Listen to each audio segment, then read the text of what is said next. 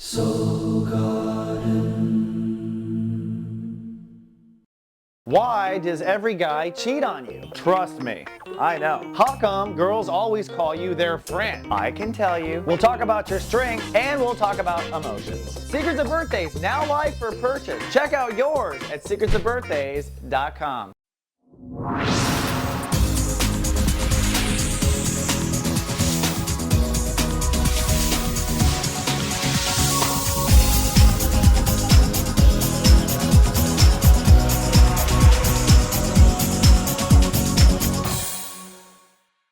Namaste and welcome to Soul Horoscopes Orbits Edition. From my webcam to yours, I'm Christopher Rayman Witecki, your astrologer and soul biographer, here to help you put the pieces of your soul biography together. We're trucking through space. The sun now has entered into the Virgo state of awareness, or the IB state of awareness. This is as real as reality gets. It's the five senses. It's your health, and it's the possibility of integrity and transformation. But in this particular week, we move from step 2 to step 8, and we'll be committing to what we want to change.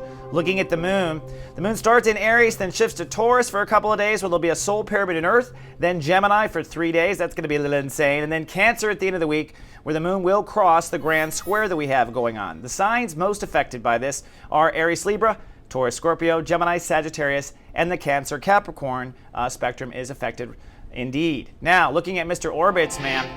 The moon, which is the fastest moving planet, is going to be what gives us kind of some havoc. It starts in the root chakra, so there might be survival issues, and it goes through manifestation and ends the week in our solar plexus, so giving us stomach aches. The sun and Mercury are focusing around the heart chakra. Mercury will pass the sun this week, which means thoughts of the future can either make or break our hearts. Looking at the planets, we've got some, major trines going on. This soul pyramid in water, the grand trine of water, continuing forward between Jupiter, Black Lilith, Neptune, and Saturn in Scorpio. Saturn in Scorpio, probably the most difficult part of that, having to be responsible with personal emotional boundaries. No more time left. Now, this soul pyramid in Earth, which begins with the moon in Taurus, trines up to Pluto and over to Sun Mercury in Virgo.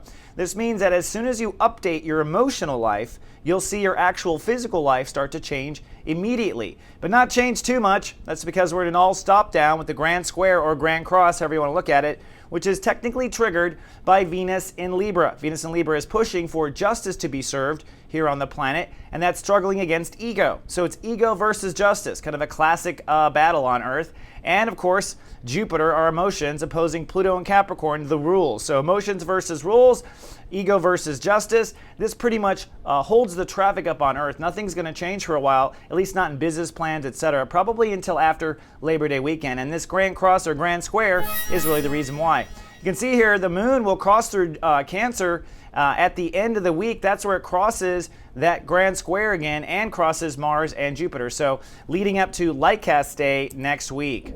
But before we talk about Lightcast Day and next week, let's talk about this week. Let's take the Ascension Elevator up and get a full 360 view of you. Folks, this is your captain speaking.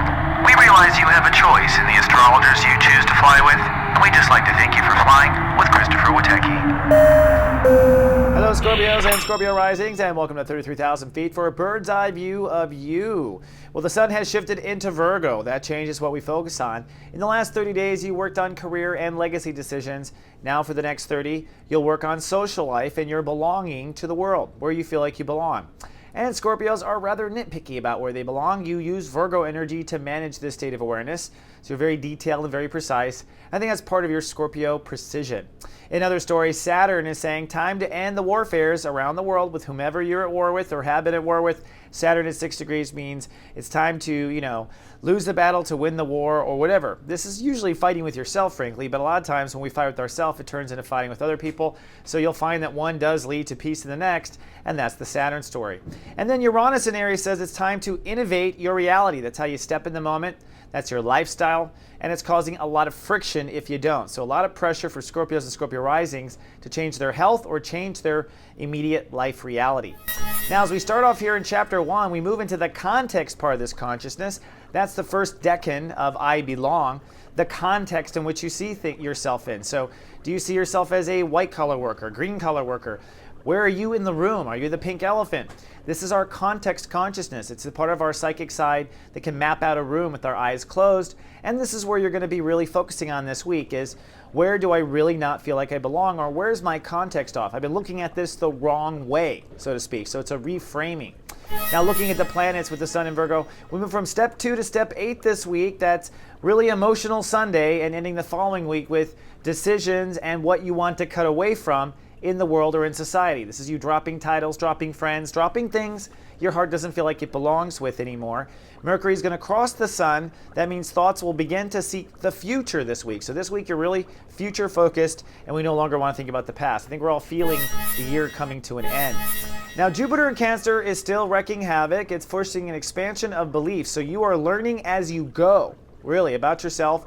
And you're really on the path of figuring out what brings my life the most purpose, the most meaning, the most truth. So Jupiter is going to open up new doors this week, and there will be a breakdown or breakthrough in midweek in this area. Black Lilith at 8 degrees says, I'll tell you what's for sure, the past is dead. So you're definitely turning your back on old travels, old adventures, old stories, turning your back on the old stories, and really, I think, feeling that. Now, last week, the real turning point was that full moon in Aquarius was career versus home and family. And boy, was it stressful, probably pulling you apart. On Thursday was breakthrough with that, and through the weekend, a lot of just floating. Now, you're working on career, and so with career, you may not have come to a real satisfying answer, and I think that's because the answer also incorporates what you believe in, what your life purpose is on one side, and also what this month is about, where you belong. So this week, we're working on where you belong, and on Sunday, you might feel really cranky and emotional, like you don't belong anywhere, and the world just sucks, and the earth is blah. I know how Scorpios get, it's okay. But you're feeling that on Sunday for sure. But when the moon moves into Taurus, I think you're going to ground and things will shift. Basically, the moon will move out of Aries and into Taurus, so it's not going to be such a hyper-aware kind of thing. And on Monday, you kind of start to shift about your mirage. Now, on Monday, that moon in Taurus creates a grand trine, or an Earth-Soul pyramid, which means you'll begin to, by changing the way you emotionally respond to yourself in the mirror, you will find that 2 other areas of your life can change pretty quickly. On the one hand, you'll find it's one of the reasons why you don't feel like you belong in the world, because you haven't been honest with yourself in the mirror about who you are, whatever your stuff is.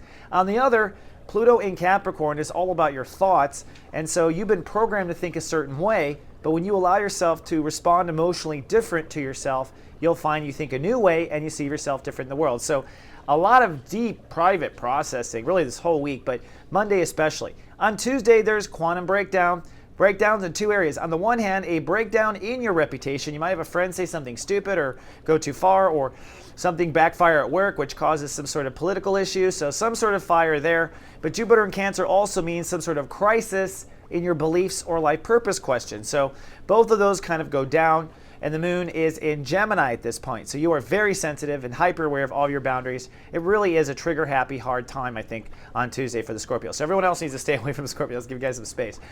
Wednesday, you break through, you process, you think. The moon is in Gemini. You're still private. Emotions are withdrawn. There's no question about that.